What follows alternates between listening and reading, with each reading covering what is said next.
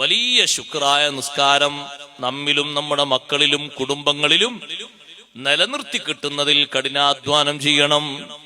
നിസ്കാരത്തിലല്ലേ മഹാന്മാരായ ആളുകൾ അവരുടെ എല്ലാ പ്രശ്നങ്ങളും അള്ളാഹുവിലേക്ക് അർപ്പിച്ചുകൊണ്ട് ദുനിയാവിലുള്ള പ്രശ്നത്തിനും ആഖിറത്തിലുള്ള പ്രശ്നത്തിനും വലിയ പരിഹാരം നേടിയതും നിസ്കാരത്തിലാണ്. കണ്ടില്ലേ നിങ്ങൾ, ബഹുമാനപ്പെട്ട അനസ് ഇബ്നു മാലിക് റളിയല്ലാഹു അൻഹു നബി സല്ലല്ലാഹു അലൈഹി വസല്ലം തങ്ങൾക്ക് 10 കൊല്ലം ഖിദ്മത്ത് എടുത്ത ഖാദിമാണ്. ചെറിയ ഭാഗ്യമൊന്നും അത് വലിയ ഭാഗ്യമാണ്.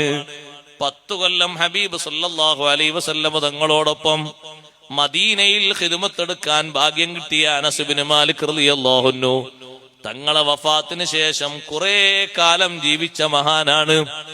ആ അനസ് ഇബ്നു മാലിക് റളിയല്ലാഹു അൻഹുവിന് ധാരാളം മക്കളുള്ള വലിയ വലിയ കുടുംബാംഗങ്ങളാണ്.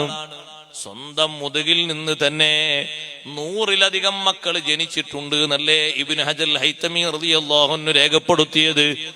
ചെറിയ ഒരു കൂട്ടൊന്നും ഭരിച്ചാ പോരല്ലോ, ചെറിയൊരു ചെലവൊന്നും പോരല്ലോ. നമ്മുടെ വീട്ടിലുള്ളത് പോലെ 10, 12, 15, 5, 8, 9 അതിൽ ഒതുങ്ങുന്നതല്ല.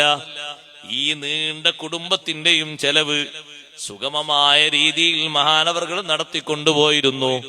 അതിന് അനസ് റളിയല്ലാഹു അൻഹു വലിയ ബറക്കത്ത് കാരണമാണ്.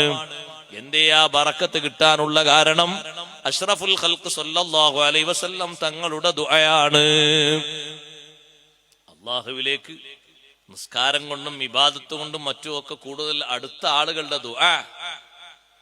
നമുക്ക് അങ്ങനെ ഒരു ദുആ ഉണ്ടെങ്കിൽ എപ്പോഴും ഓരോരുത്തരോടൊക്കെ ദുആർക്കാൻ പറയുന്നതൊക്കെ നല്ലതാണ്.